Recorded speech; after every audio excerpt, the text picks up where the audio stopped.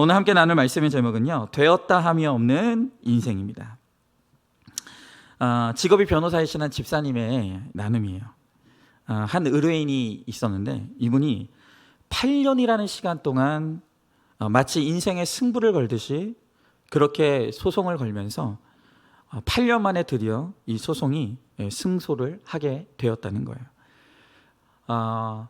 이 법정 싸움에서 승소를 하면서 이분이 많은 보상금을 받게 되었다고 합니다. 그런데 그렇게 8년 동안 너무너무 고생 끝에 받게 된 그 보상금을요, 몽땅 주식에 투자했다가 다 날려버렸다고 합니다. 그동안 고생한 것 좀 만회해보려고, 또 기근을 좀 피해보려고 주식에 투자했던 것인데 그것이 더 큰 기근이 되어서 그렇게 실수를 범한 것입니다. 이 변호사 집사님은 그런 의뢰인의 모습을 지켜보면서 도대체 저분의 인생의 목적은 무엇일까라고 생각하게 되었다는 것입니다. 여러분 어떻습니까? 여러분의 인생의 목적은 무엇입니까? 여러분, 우리의 인생의 목적이 거룩이 되지 못하면 결국 돈 벌고 공부하고 성공을 하더라도 결국 그 모든 것의 끝에는 쾌락으로 가게 되어 있다는 것입니다. 여러분, 그러면 이제 우리가 성도 되어서 인생의 목적을 거룩에 두고 살아가면 그러면 우리 인생에는 실수가 없겠습니까? 그렇지 않죠. 그렇지 않습니다. 예수님을 믿고 또 목적이 확실해졌다 할지라도 우리는 되었다 함이 없는 인생이기 때문에 끊임없이 실수하고 또 실수 가운데서 다시 일어나고 또 실수하기를 반복하는 연약할 수밖에 없는 인생이라는 것입니다. 여러분, 지금 이제 우리가 아브라함을 보고 있죠. 이 아브라함도 아브라함에서 아브라함이 되기까지 끊임없이 실수를 저지르며 전쟁을 치르는 모습을 우리는 성경을 통해서 목격하는 것입니다. 여러분, 우리도 다를 바가 없습니다. 그래서 오늘 이 아브라함의 실수를 통해서 지금 나는 무엇이 실수를 하고 있는지, 또 그 실수 가운데서도 하나님께서 그를 구원으로 이끄시는 모습을 보면서 하나님도 틀림없이 나를 구원으로 이끌고 계시다는 것에 오늘 우리가 확신하고 감사하는 시간이 될 수 있기를 바랍니다. 자, 그러면 첫 번째로 아브라함은 어떤 것에 실수했는가? 기근 때문에 실수를 저질렀다는 것입니다. 자, 오늘 9절부터 10절의 말씀입니다. 점점 남방으로 옮겨갔더라. 그 땅에 기근이 들었으므로 아브라함이 애굽에 거류하려고 그리로 내려갔으니 이는 그 땅에 기근이 심하였음이라 그랬습니다. 자, 우리가 지금 보고 있는 이 창세기 12장 1절에서 8절까지의 본문을 보면 이제 하나님께서 아브라함을 향해 너의 고향과 친척과 아버지의 집을 떠나라 말씀하셨죠. 여러분, 그러나 아브라함이 그 약속의 말씀을 붙들고 떠나긴 했지만 그러나 완전히 떠나지 못했던 것을 우리가 보았습니다. 여러분, 그래서 우여곡절 끝에 어쨌든 가나안 땅에 도착은 했어요. 그런데 그러면서도 지금 그의 발걸음은 점점 남방으로 옮겨지고 있다는 거예요. 여러분, 머리로는 가나안이 약속의 땅이라는 걸 알아요. 여기에 내가 있어야 된다는 걸 알아요. 그런데 나의 몸은 남방으로 가는 거예요. 세상으로 가고 있는 거예요. 여러분, 우리도 마찬가지죠. 하도 강단에서 인생의 목적이 거룩이다 하니까 이제는 예배가 중요하다는 것, 또 말씀이 중요하다는 것, 큐티가 중요하다는 것 너무 잘 알아요. 그런데 머리로는 아는데 우리의 몸은 큐티를 자꾸 떠나요. 우리의 몸은 예배 자리에 있기보다는 놀러 가는데 우리의 몸이 이끌려가고 또 돈 버는데 우리의 몸이 자꾸 끌려가는 거예요. 여러분, 왜 그렇습니까? 갈대우르 하란 같은 이 부유한 곳에 살던 아브라함이었기 때문에 이 가나안의 척박한 환경이 눈에 차지 않는 거예요. 분명히 내가 이 예배의 자리가 오늘 정말 나에게 주신 이 환경이 나의 약속의 땅이라는 건 알지만 그러나 세상을 바라보면 나 외에는 모든 사람이 다 즐겁게 사는 것 같은 거예요. 너무 부유하고 풍족하게 사는 것 같은 거예요. 그래서 내가 여기 있다가는 망할 것 같은 그런 두려움이 수시로 우리에게 찾아오는 것입니다. 내가 어떤 사람인데 여기 있어야 돼. 왜 다른 사람들은 다 저렇게 즐겁고 재밌게 사는데 왜 나만 이렇게 살아야 되는가? 여러분, 이렇게 우리의 가치관이 변한다는 것이 너무너무 어려운 것이에요. 자, 그런데 우리가 지금 이 장면에서 눈여겨봐야 될 것이 있어요. 그것은 뭐냐면 이 아브라함이 고향과 친척과 아버지의 집을 떠날 때는 하나님의 음성을 듣고 그 약속의 말씀을 붙들고 이동했어요. 그런데 그가 가나안에서 애굽으로 갈 때는 단 한 번도 하나님께 묻지 않아요. 자기 마음대로 자기 생각대로 움직이는 거예요. 여러분, 왜 아브라함이 애굽으로 가려고 할 땐 하나님께 묻지 않을까요? 이유가 있죠. 왜냐하면 하나님께 물으면 자신이 가고자 하는 길을 막을 거라는 걸 그가 알기 때문이에요. 여러분, 그래서 우리도 큐티하지 않는 거예요. 괜히 쓸데없이 큐티했다가 하나님이 하지 말라고 할까 봐, 안 된다고 할까 봐, 괜히 공동체에 물었다가 또 공동체가 가로막을 것 같으니까 안 묻는 거예요. 그리고 내 마음대로 내 멋대로 나의 길을 가는 것이죠. 여러분, 기근은요, 떠나야 될 기근이 있고 끝까지 견뎌야 될 기근이 있습니다. 가령 지금 저 북한의 불의한 정권 가운데 신음하고 있는 북한 주민들이 너무 배고프고 살 수가 없어서 북한을 떠난다라고 한다면 여러분, 그건 당연히 떠나야 될 기근이죠. 그건 당연히 떠나야 될 기근인 거예요. 그러나 우리의 삶에서 인간관계 때문에 오는 기근은 대부분이 견뎌야 될 기근이에요. 여러분, 결국 내가 지금 겪고 있는 기근은 나 때문에 온 것이라는 것을 반드시 깨달아야 됩니다. 하나님은 우리에게 인내를 온전히 이루고 부족함이 없게 하시려고 오늘도 기근을 허락하십니다. 그러므로 하나님이 때를 허락하실 때까지 그 기근의 자리에 잘 머물러 있어야 되는 거예요. 그리고 그 기근의 때에 하나님 외에는 나에게 은혜를 베푸실 분이 없다는 것을, 하나님만이 나의 의지할 바라는 것을 이 기근의 훈련을 통해서 우리는 훈련받는 거예요. 여러분, 저도 마찬가지예요. 여러분, 저도 제 인생의 기근의 때 제가 우리 안산중앙교회를 벗어나 달아나 버렸다면 여러분, 어떻게 하나님께서 저에게 오늘날 이 목회할 수 있는 은혜를 베푸실 수가 있겠습니까?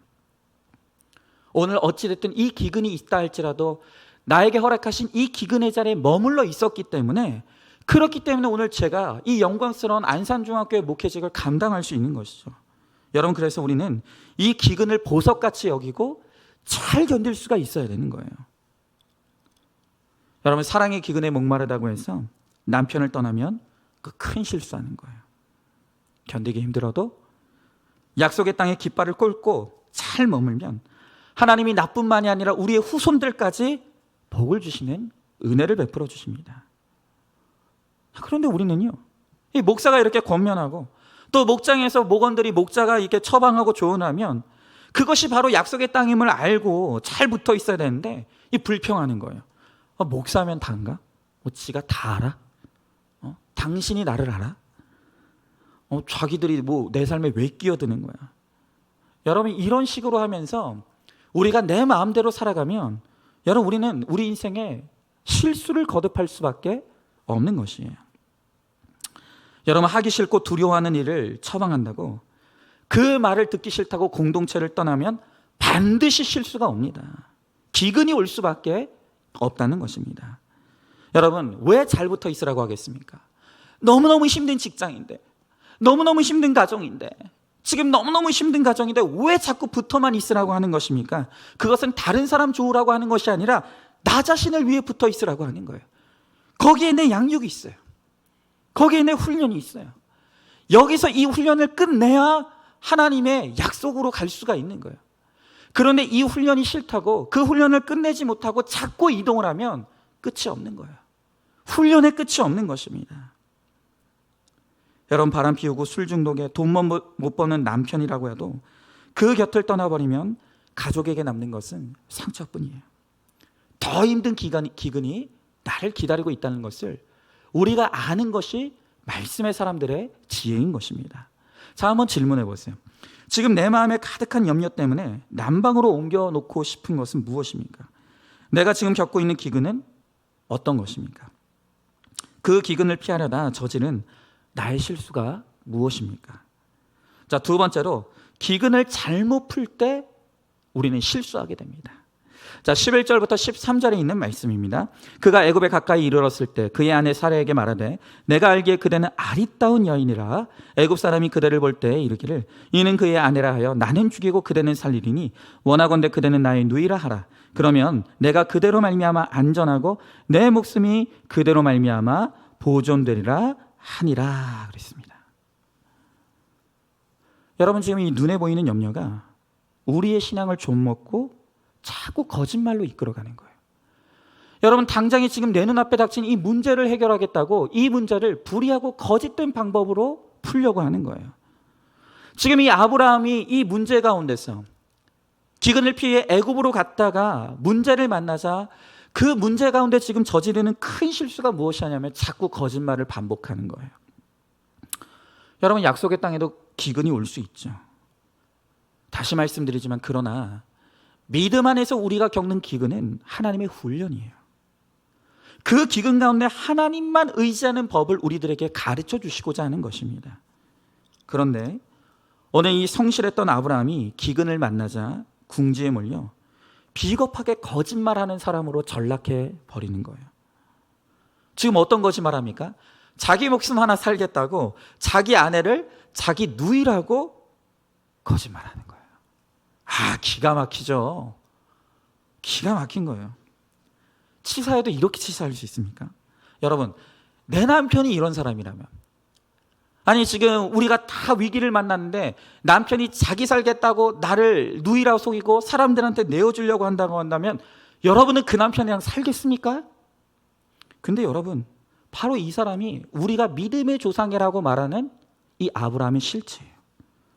똑같아요. 여러분, 모르긴 몰라도 오늘 우리 가정의 남편들과 이 아브라함이 별로 다르지 않을 거예요. 아마 똑같은 상황에 처하면 우리 남편들 중에서도 우리 아내들 내줄 사람이 좀 있지 않을까 싶어요. 여러분, 그런데 놀라운 것은 무엇입니까? 이렇게 아브라함이 끊임없이 실수를 저지르고 이렇게 아브라함이 끊임없이 실패하는데도 하나님은 그 모든 것들을 통해 그를 믿음의 조상으로 만들어가고 계시다는 거예요. 여러분, 아브라함이 자랑할 게 하나도 없는 거예요. 아브라함이 아브라함 된 게 다 하나님의 은혜인 것이에요. 여러분, 아브라함이 하나님의 은혜로 말미암아 믿음의 조상이 됐다고 하는 것이 우리에게 위로가 돼야 되는 거예요. 나도 끊임없이 실수하지만, 나도 끊임없이 실패하지만, 내가 하나님의 믿음의 자리에만 머물러 있으면 하나님이 나도 마침내 아브라함과 같이 믿음의 조상으로 세워주겠구나. 여러분, 우리에게 이러한 비전과 소망이 있어야 되는 거예요.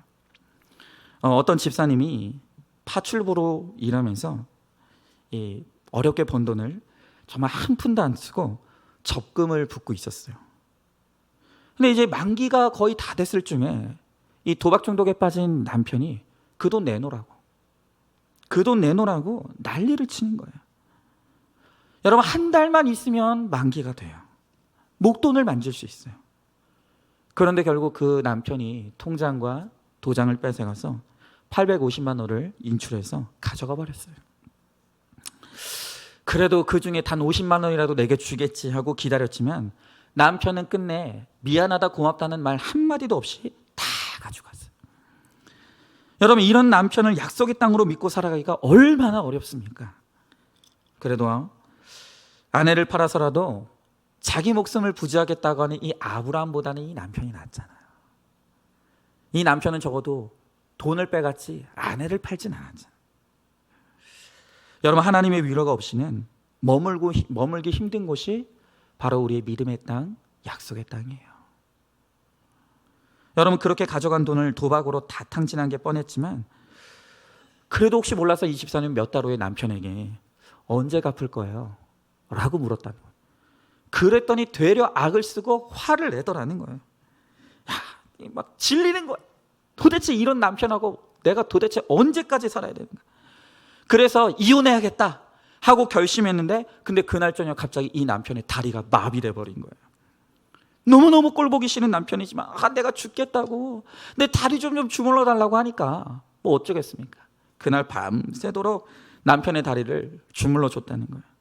그런데 이제 그렇게 마비가 풀려서 고통이 가라앉자 이 남편이 잠이 들었어요. 방구석에 쪼그려서 누워서 잠들어 있는 남편을 바라보고 있는데 기가 막히면서도 이 불쌍해서 가슴이 아프더라고요. 참 이게 부부의 신비예요. 이게 믿음의 신비예요. 그렇게 미운 남편인데 그 쪼그려서 자고 있는 그 남편을 바라보는 마음이 아프더라는 거예요. 그러면서 아휴 그래 어차피 날린 돈이었는데 그냥 기쁜 마음으로 줄걸. 그러면 혹시라도 감동이 돼서 교회라도 한번 나갔을 텐데. 회개가 되었다는 거예요. 여러분 결국 누가 봐도 가해자 는 남편이에요. 그런데 그 남편과의 관계 속에서 정작 회개하는 사람은 오늘 이 아내 집사님인 거예요. 1년 내내 뼈 빠지게 고생해서 모은 돈을 탕진해도 내가 회개하고 적반하장으로 화를 내도 회개하며 이렇게 집사님은 남편을 용서해 가는 것입니다. 하지만 지금도 여전히 그 잃어버린 850만 원만 생각하면 문득 화가 나가지고 울화가 치밀어 오른다는 거예요. 여러분 남편의 이 도박으로 가정경제는 초토화가 됐지만 이 집사님은 이 남편이 내가 영원히 품고 가야 될 나의 가나안 땅이라고.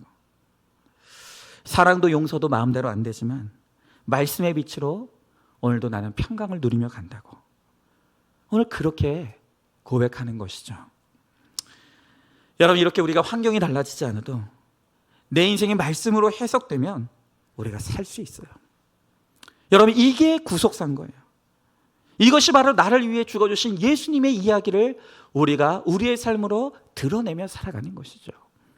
자, 오늘 이어지는 12절의 말씀에 보니까 아브라함이 애굽에 이르렀을 때 애굽 사람들이 그 여인이 심히 아리따움을 보았다라고 했어요. 여러분 기근을 피해서 이 아브라함과 사레가 애굽 땅으로 갔어요.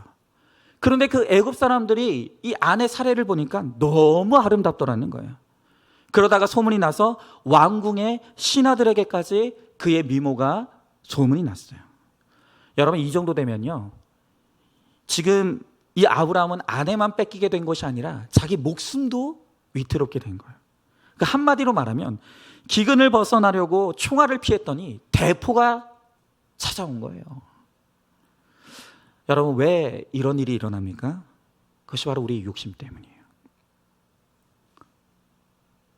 이 아브라함이 분명히 가나안이 약속의 땅이라고 말씀하셨음에도 불구하고 잠시 기근이 왔다고 해서 그 기근을 피해 애굽으로 도망간 거예요. 그 도망간 애굽에 있으면 내가 더 잘 살 줄 알았더니 그게 아니더라는 거예요. 내가 이 남편과 살기 싫어서 이혼으로 도망갔더니 거기에 더 좋은 삶이 기다리는 것이 아니라 대포와 같이 더 힘든 시간이 기다리고 있더라는 것입니다. 나는 너무 괜찮고 잘 사는데 함께 사는 남편이 너무 술에 취해 있고 돈 벌러 나갈 생각도 하지 않는 무능한 자예요. 머리로야 우리가 이 남편을 사랑해야 된다는 걸 알아요. 이 남편이 내가 머물러 있어야 될 가나안 땅이라는 걸 알아요. 그럼에도 불구하고 이 남편하고 너무너무 같이 살고 싶지 않은 거예요. 그러니 이 남편이 약속의 땅이라는 이 말씀이, 구속사의 말씀이 너무 싫은 거예요. 여러분 믿음이 좋다 한들 어느 누가 이 말씀에 쉽게 순종할 수가 있겠습니까? 어떻게 내 삶에 이 말씀을 쉽게 적용할 수가 있겠습니까? 여러분 그러나 그럼에도 불구하고 분명한 것은 우리가 아무리 돈을 못 벌고 바람을 피워도 그 배우자가 내게 하나님이 약속하신 나의 가나안 땅이라는 것. 여러분 성경은 분명히, 하나님은 분명히 어떤 유혹이 와도 하나님이 짝지어 주신 배우자를 사람이 나눌 수 없다고 말씀하셨어요. 사람에게는 한 번 짝지어진 이 남편과 아내를 갈라설 권한이 없어요. 여러분 그런데 우리나라가 지금 이혼율이 거의 50%를 육박한다고 하지 않습니까? 그런데 그 이혼 사유의 1위가 뭐냐면 성격 차이예요. 성격 차이. 무슨 말입니까? 연애할 때는 세상에 둘도 없이 나만 사랑해 주었던 사람이에요. 마치 이 세상에는 이 여자밖에 없는 것처럼, 이 남자밖에 없는 것처럼 나에게만 집중해주고 나만 사랑해줬던 그 사람인데 결혼해 변한 거예요. 그래서 다 내가 속았다고 하면서 이혼하는 거예요. 여러분 그러나 성경은 분명히 이야기할 때 속인 사람보다 속은 사람이 더 나쁘다고 하는 거예요. 여러분, 우리가 끊임없이 말씀을 통해 배운 게 뭡니까? 사람은 믿음의 대상이 아니라고요. 사람은 의지의 대상이 아니라고요. 여러분, 사람이 그런 존재라는 걸 몰랐습니까? 사람이 변한다는 걸 몰랐습니까? 그런데 늘 우리는 신화 속에 살죠. 이 사람은 다를 거야. 남들은 다 그럴지라도 이 사람만은 다를 거야. 여러분, 내가 그렇게 사람에게 헛된 기대와 믿음을 두었기에 오늘 이 남편이 나를 배신하고 이 아내가 나를 배신하는 것은 그건 내 삶의 결론인 거예요. 그래서 하나님은 속인 사람보다 속은 사람이 더 나쁘다고 말씀하시는 거예요. 우리가 이것을 깨달아야 돼요. 오늘 16절의 말씀에 보니까 이에 바로가 그로 말미암아 아브라함을 후대함으로 아브라함이 양과 소와 노비와 암수 나귀와 낙타를 얻었더라 그랬어요. 정말 치사하죠. 아브라함이 아내를 팔아넘긴 대가로 그가 많은 재물을 얻게 되었어요. 그리고 그의 목숨도 부지하게 됐어요. 여러분, 그러면 뭐합니까? 그 모든 좋은 것을 함께 누릴 아내를 잃어버렸어요. 물론 이 말씀을 듣는 어떤 남자분들은 새 여자 얻지 뭐 라고 생각하실 분들도 있겠지만 아니죠. 내가 아무리 좋은 게 있으면 뭐합니까? 그것을 함께 나와 누릴 나를 사랑하는 사람이 없는데. 여러분, 성경은 육신의 생각은 사망이고 영의 생각은 생명과 평안이라고 했어요. 오늘 이 아브라함이 자기 육신의 생각대로 끊임없이 거짓말하며 임기응변으로 위기는 넘겼지만 지금 그의 마음에 무슨 평안이 있겠습니까? 아내를 팔아넘기고 자기는 치사하게 목숨을 부지하고 그렇게 살아있는데 그 마음에 무슨 평안함이 있겠냐는 것이에요. 여러분, 내 가치관이 약속의 땅에 머무르지 못해서 우리가 세상으로 떠났다 실수하고 실패했음을 우리는 회개해야 되는 거예요. 그렇지 않고 끊임없이 남 탓만을 하면서 그 사람이 나를 속였다고, 그렇게 말씀으로 사람은 믿음의 대상이 아니라고 했음에도 불구하고 내가 기어코 사람에게 속은 나의 죄는 깨닫지 못하면서 밤낮 그 사람이 나를 속였다고 사람 탓만 한다라고 한다면 여러분, 우리는 기근을 벗어날 수가 없는 것입니다. 한번 질문해 보세요. 내 인생의 가장 큰 실수가 무엇입니까? 그놈 만난 겁니까? 만난 겁니까? 그렇지 않아요. 그 실수를 감추기 위해 가족과 공동체에 숨기고 있는 것이 무엇입니까? 그 실수가 그 실수가 나로 말미암아 비롯된 것임을 인정하십니까? 자, 마지막 세 번째로 하나님은 끊임없는 실수와 실패 가운데서도 우리를 구원으로 인도해 가신다. 여러분, 이게 은혜인 거예요. 여러분, 지금 우리는 아브라함이 끊임없이 실수하는 모습을 봅니다. 근데 그 실수가 오늘로 끝나지 않아요. 우리가 후에 보겠지만 이 아브라함이 아내를 한 번 더 팝니다. 기가 막힌 사람이에요. 여러분, 그럼에도 불구하고 이 하나님은 전적인 그의 은혜로 이 아브라함을 구원으로 이끌어 가시는 거예요.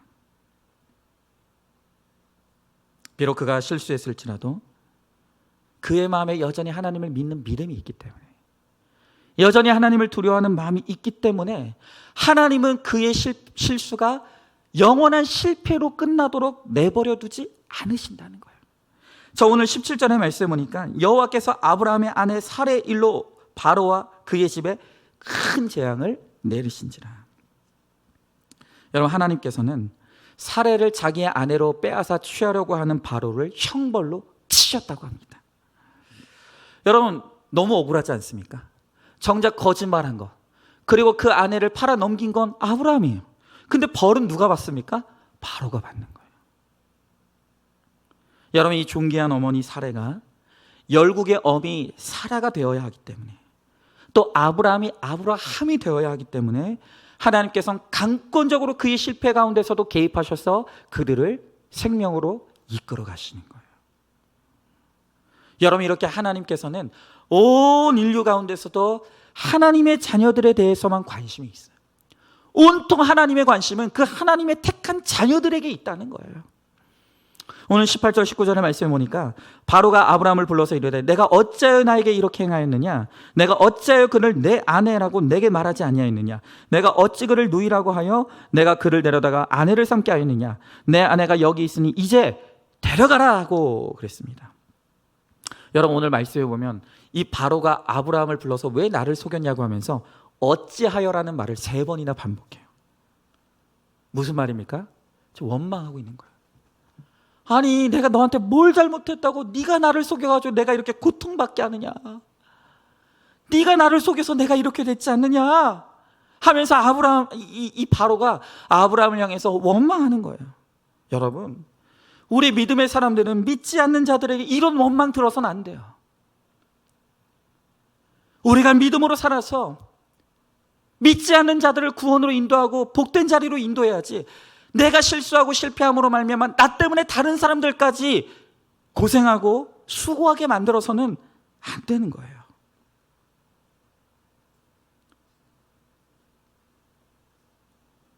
여러분, 지금 여전히 회개하지 않는 나 때문에 내 배우자가 수고하고 있다는 거예요. 여전히 온전히 깨지지 못하고 회개하지 못하는 나로 인해서 내 자녀들이 수고하고 있다는 것을 여러분, 우리는 알고 더 이상 나 때문에 수고하는 나의 가족들과 지체들이 어찌하여의 원망과 불평이 일어나지 않도록 여러분, 우리가 빨리 회개해야 돼요.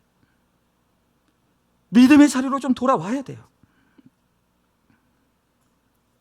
여러분, 아브라함은 비록 실수했지만 하나님은 그 실수가 인생의 실패로 이어지지 않도록 전적인 은혜를 베푸시고 그를 거룩과 구원의 자리로 견인해 가시는 거예요. 여러분, 그렇지만 제가 조금 전에도 말씀드렸지만 이렇게 아브라함이 하나님의 은혜를 잊고도 이제 창세기 20장에 가보면 그가 똑같은 거짓말을 또 합니다. 야, 믿음의 조상이라고 해서 아브라함이 대단한 사람인 줄 알았더니 별거 없죠. 네. 그렇기 때문에 아브라함이 아브라함 된 것은 하나님의 은혜인 거예요. 사람에게 공로를 돌릴 게 아무것도 없는 거예요. 전적인 하나님의 은혜가 있기에 오늘도 우리가 이만큼이라도 믿음으로 살아갈 수 있다는 것을 우리는 감사해야 되는 거예요. 여러분, 제가 저번 주에도 고백을 드렸지만 제가 너무너무 물질을 좋아하는 사람이에요. 그런데도 제 마음에 하나님의 뜻대로 살고 싶다라고 하는 이 마음의 결단만으로도 하나님께서 정말로 저에게 저절로 깨닫게 하시는 은혜가 있고 제 힘으로 끊을 수 없는 것들을 끊어지게 하시는 은혜들을 베풀어 주시는 거예요. 그 은혜의 힘으로 가는 거예요. 여전히 욕심도 많고 부족하지만 하나님은 우리의 실수를 실패로 끝나게 하지 않으시고 오늘 우리를 구원의 자리로 인도해 가시는 거예요. 이 서울가정법원의 김영희 조정위원 협의회장의 인터뷰를 읽은 적이 있어요. 이분이 말씀하시기를 이혼은 쉽게 해서는 안 된다고. 단 정신병적인 폭력, 습관적인 도박 이런 게 있을 때는 이혼하는 게 낫지만 그러나 결국 이런 사람들도 대부분은 이혼 후에 후회한다고 그렇게 말씀하셨어요. 여러분, 이분은 믿지 않는 분이니까 이혼에는 예외가 있을 수 있다고 말하지만 저는 그럼에도 불구하고 살아야 된다고 확신해요. 실수로 택한 배우자라 할지라도 떠나는 실패로 이어져서는 안 된다는 거예요. 우리가 비록 실수로 결혼했을지라도 떠나는 실패를 해서는 안 된다는 거예요. 여러분, 마지막으로 어떤 집사님이 자신의 사소한 실수를 저질렀던 죄를 회개하는 고백을 듣고 마치도록 하겠습니다. 생활비가 부족할 때마다 남편의 지갑에서 살짝 도둑질을 했습니다. 생활비가 모자라기도 했지만 지갑에 늘 돈이 두둑한 남편이 밉기도 해서 그런 짓을 했습니다. 처음엔 양심에 걸려서 남편이 돌아오면 돈을 도로 넣어두려고 했는데 큰 돈도 아니고 1, 2만 원 슬쩍 하는 것 좀 어떠랴. 한 달 내내 도둑질해도 30만 원밖에 안 하는데 라는 생각이 들어서 습관처럼 도둑질을 했습니다.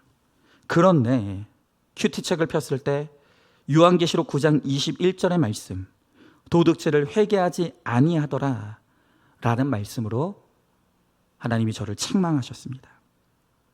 남편 지갑에서 돈을 좀 꺼내 쓴 것이 하나님의 것을 도둑질한 것이라고 하십니다. 하나님께서 분명하게 말씀하시니 회개하고 적용하기를 결단합니다. 돌이켜보니 없어도 되는 돈을 도둑질해서 늘 죄책감 속에 살아온 제가 참 바보입니다. 그랬어요. 여러분, 이 남편이요, 이 여자 저 여자 만나고 다니면서 안 그런 척 거짓말하고 이렇게 지갑에는 현금으로 두둑하게 몇십만 원을 가지고 다니면서도 나 돈 없다고 안색 하나 변하지 않고 이 아내를 속인다는 거예요. 그런데 정작 이 삶 속에서 회개하는 것은 이 아내 집사님이에요. 고작 1, 2만 원 훔친 것, 그것을 하나님의 말씀 앞에서 책망받고 자신이 도둑질했다고 오늘 회개하는 거예요. 여러분 어떻습니까? 바람 피우는 남편을 욕하면서도 그 남편의 지갑에서 몰래 돈을 꺼내지 않습니까? 남편이 바람을 피워도 생활비를 매월 1,000만 원씩 갖다 주면, 그래, 너는 돈만 가져다 줘라, 나는 이 돈 가지고 실컷 쇼핑하며 살겠다. 여러분 그렇게 말하고 있지 않습니까? 남편이 바람 피워서 속상한 게 아니라 생활비를 가져다 주지 않는 게 더 속상한 거죠. 바람 피우는 남편이라도 돈 벌어다 주면 참지만, 바람 피운 적도 없는 성실한 남편이라도 사업이 망해서 생활비를 가져다 주지 않으면 당장에 이혼하겠다고 난리를 치는 거예요. 여러분, 이렇게 우리의 숨은 악을 우리가 회개해야 되는 거예요. 나의 형편없음을 보게 되면 배우자가 사업을 망하던, 바람을 피우던, 어떤 큰 실수를 하더라도 그걸 용납할 수가 있게 되죠. 그래서 바로 이러한 비참함을 경험하게 하는 것이, 그것이 바로 하나님의 세팅이에요. 여러분, 우리가 끊임없이 실수하고 실패할 수밖에 없습니다. 그러나 하나님은 그 실수의 자리에서 우리가 말씀으로 돌아와 내 죄를 보며 하나님의 은혜를 구할 때 하나님께서 우리의 실수를 영원한 실패로 끝나게 하지 않으시고 다시 우리를 거룩하게 하시고 우리를 구원으로 이끄시겠다고 약속하십니다. 여러분, 비록 지금 이 말씀을 듣는 우리 살아가는 성도님들 가운데 또 실수할 수 있고 또 실패할 수도 있지만, 그 실수와 실패가 반복될 수도 있지만, 그러나 여전히 하나님을 사랑하고 두려워하는 마음으로 오늘도 하나님의 말씀 앞으로 나와 내 죄를 고백하고 하나님의 은혜를 사모함으로 마침내 나의 모든 중독과 죄가 끊어지고 나를 마침내 거룩으로 인도하시는 그 하나님의 온전한 승리를 받아 누리는 저와 여러분 우리 모두가 될 수 있기를 주님의 이름으로 축원합니다. 이제 우리 말씀을 마치면서 우리 다 같이 기도하길 원하는데요. 여러분, 이번 주에 이제 우리 암을 겪으신 우리 성도님들은 다 공감하시겠지만, 제 아내가 이제 암 수술 이후에 6개월에 한 번씩 이제 검진을 받습니다. 근데 제 아내가 그제구나, 금요일 날 또 정기 검진을 받았는데, 그 정기 검진이 있기 몇 주 전부터 여보 나 불안해 그러는 거예요. 그러면서 말하기를, 여보 내가 찾아보니까 암은 발병하고 1년 후가 가장 재발을 많이 한다고. 나도 재발했으면 어떡하지? 너무너무 두려워하는 거예요. 여러분, 제발 인터넷 좀 보지 마십시오. 인터넷이 우리를 다 죽게 만들어요. 그 쓸데없는 정보의 바다에 우리가 휩싸여서 다 두려움에 빠지는 거예요. 여러분, 바로 그때야말로 세상의 모든 소리를 끊어내고 우리가 하나님의 말씀 앞으로 가야 될 때잖아요.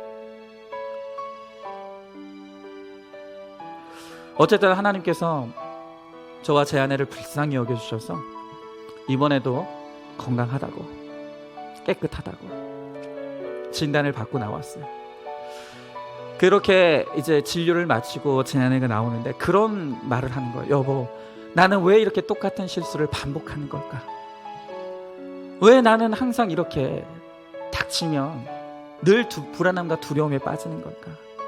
나는 왜 이렇게 연약하지? 나 같은 게 무슨 사모라고 얼마나 자책하는지 몰라요. 그래서 여보, 우리가 그렇게 나의 되었다함이 없음을 인정하며 가는 거야.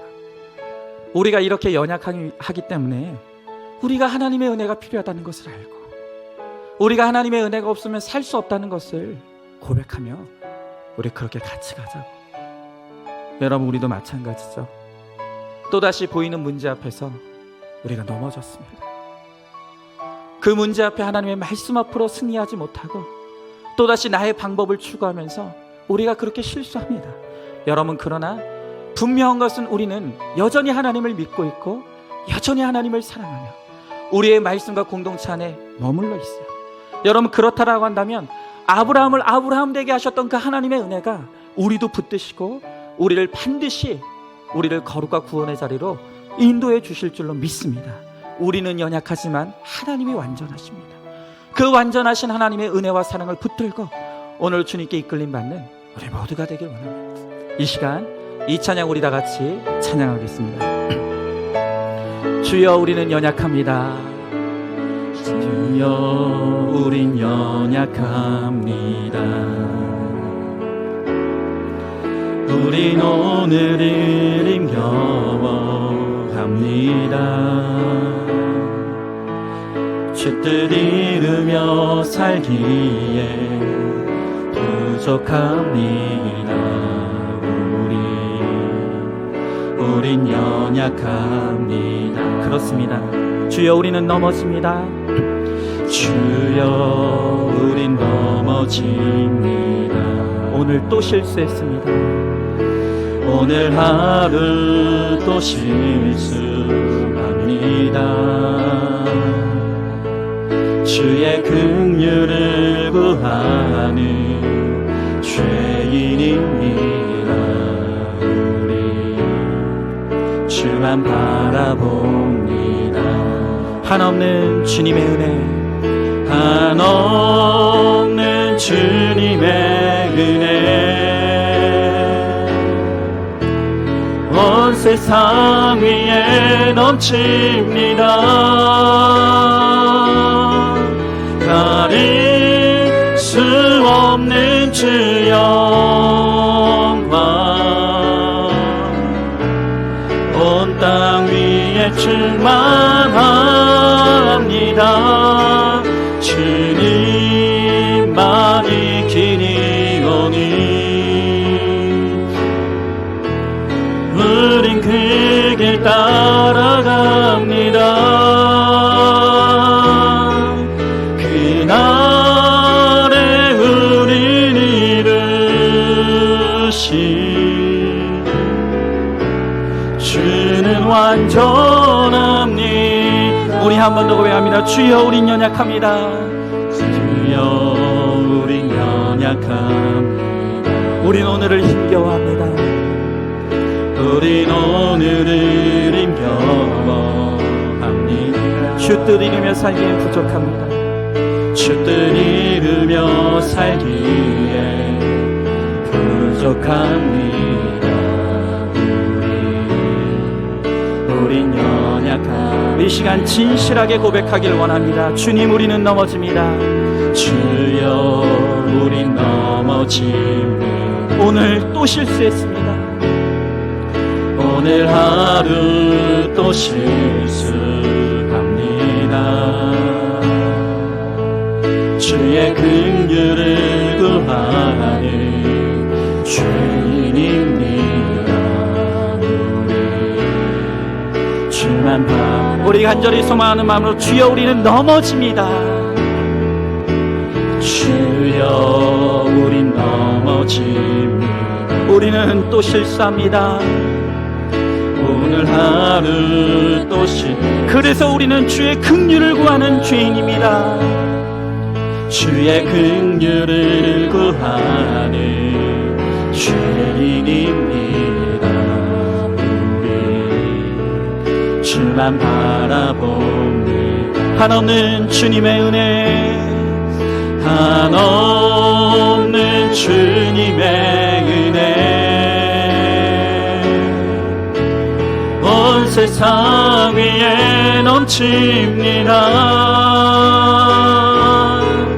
가릴 수 없는 주 영광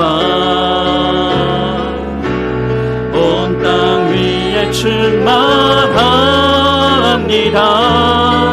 주님만이 길이 오니 우린 그 길 따라갑니다. 아멘. 그날에 우린 이루신 주는 완전한, 우리 한 번 더 고백합니다. 한없는 주님의 은혜, 한없는 주님의 은혜 온 세상 위에 넘칩니다. 가릴 수 없는 주 영광 온 땅 위에 충만합니다. 주님만이 길이 오니 우린 그 길 따라갑니다. 아멘. 그날에 우린 이루신 주는 완전합니다. 아멘. 여러분, 이 시간 우리 다 같이 한번 기도하기 원합니다. 여러분, 그렇습니다. 우리가 그렇게 연약합니다. 그래서 우리는 또 넘어졌고 또 실수합니다. 그렇게 하나님을 믿는다고 하면서도 눈앞에 조금만 어려움이 닥치면 나의 심령이 무너져 내리고 밤잠을 이룰 수가 없고 평안을 빼앗아 가버리듯 오늘 그렇게 연약한 인생을 살아갑니다. 개가 마치 그 토한 것을 도로 먹듯이 끊임없이 죄와 중독의 자리에 넘어져서 같은 죄를 반복하고 같은 실수를 반복하는 것이 우리입니다. 여러분, 그러나 우리에게 소망이 있다고 말씀하십니다. 왜냐하면 오늘 우리에게 하나님이 계시고 우리가 하나님을 간절히 소망하고 하나님을 사랑하는 마음이 있기에 오늘 우리가 그 믿음의 자리에 머물러 있는 한, 우리가 그 말씀과 공동체에 잘 붙어 있는 한 하나님이 반드시 우리를 거룩하게 하시고 우리를 구원의 승리의 자리로 이끌어 주시겠다고 약속하십니다. 오늘 이 시간 있는 모습 그대로 주님 앞에 나가기를 원합니다. 하나님, 내가 또 이렇게 두려워하고 있습니다. 내가 또 이렇게 죄의 자리에 넘어졌습니다. 하나님, 내가 또 이렇게 실수했습니다.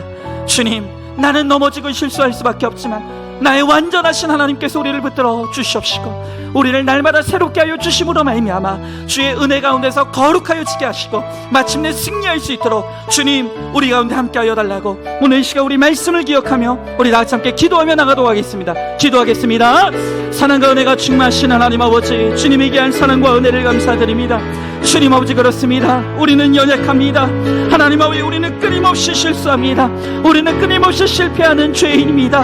그래서 하나님 아버지, 우리는 주의 긍휼을 구하며 오늘도 주님 앞에 나아갑니다. 주의 하나님 아버지, 우리를 불쌍히 여겨 주시옵소서. 하나님 아버지, 그렇게 하나님 앞에 회개하며 끊어지기를 소망하지만 개가 그 토한 것을 도로 먹듯이 아버지, 우리가 끊임없이 죄와 중독을 반복하면서 아버지 하나님 아버지, 그렇게 우리 하나님 앞에 부끄러운 모습으로 살아갑니다. 그러나 하나님 아버지, 이 시간 회개하며 주님 앞에 나아가오니 주여 하나님, 우리의 연약함을 붙들어 주시옵시고 주여 하나님 아버지, 우리를 긍휼히 여겨 주셔서 아버지 하나님 아버지, 하나님의 완전하신 은혜 가운데서 아버지 하나님 아버지, 우리의 연약함이 다시 한번 새로워질 수 있게 하여 주시옵시고 우리가 날마다 거룩과 구원의 자리로 나아가 아버지, 나로 하여금 살아계신 하나님을 증거하며 그 하나님의 영광을 드러내며 하나님 복음을 영원롭게 하는 인생이 될 수 있도록 주여 하나님 아버지 함께하여 주시옵소서. 하나님 아버지, 오늘도 각 처소에서 이 온라인으로 예배드리시는 우리 사랑하는 성도들이 있습니다. 주여 하나님 아버지, 그 자리에 주님 찾아가 주시옵시고 아버지 하나님 아버지, 그 심령을 만져주시고 아버지 하나님, 그 가정을 주님 붙들어 주셔서 아버지, 비록 척박하고 힘든 아버지 내 가정이라 할지라도 그것이 나의 약속의 땅 하나님을 붙잡고 아버지 오늘도 살아내므로 아버지 주의 은혜로 충만하여 줄 수 있도록 주님 역사하여 주시옵소서. 주님 믿사오니 은혜를 베풀어 주시옵소서. 아멘. 하나님 감사합니다.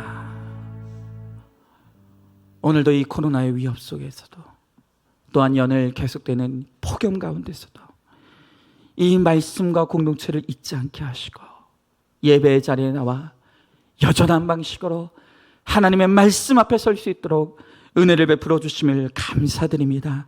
하나님, 우리가 하나님을 믿고 내 인생의 목적이 거룩에 있음을 깨달았음에도 불구하고 우리는 또 실수하고 또 실패하며 개가 그 토한 것을 도로 먹듯 우리가 죄와 중독을 반복하며 하나님 그렇게 살아왔습니다. 하나님, 그러나 오늘 주님께서 이 말씀을 통해서 여전히 우리에게 소망이 있다고 말씀하십니다. 여전히 나는 죄인이지만, 여전히 나는 연약하지만 내가 주님을 사랑하기에, 내가 주님을 믿기에, 나에게 말씀과 공동체가 있기에 주님께서 반드시 우리를 거룩하게 하시고 우리를 구원의 그 자리로 이끌어내시겠다고 약속해 주십니다. 하나님, 오늘도 그 약속의 말씀을 붙들고 은혜를 구할 수 있게 하시고 오로지 내 힘과 능이 아닌 하나님의 은혜의 힘으로 말미암아 하나님 우리의 죄악의 땅에서 일어날 수 있게 하여 주시옵시고 나의 약속의 가나안 땅에서 하나님 승리하는 우리 모두가 될 수 있게 하여 주시옵소서. 하나님, 특별히 이 예배당을 사모하나 오늘 이 예배의 자리에 나오지 못하고 각 가정에서 나의 처소에서 예배드릴 수밖에 없는 우리 성도들 기억하여 주시옵시고 그 자리에 주님 찾아가 주시고 주님 만나 주심으로 하나님 나의 가정이 바로 나의 가나안 땅이 될 수 있도록 주님 은혜를 베풀어 주시옵소서. 반드시 그렇게 하여 주실 줄 믿사오며 사랑이 많으신 우리 예수님 이름 받들어 기도드리옵나이다. 아멘.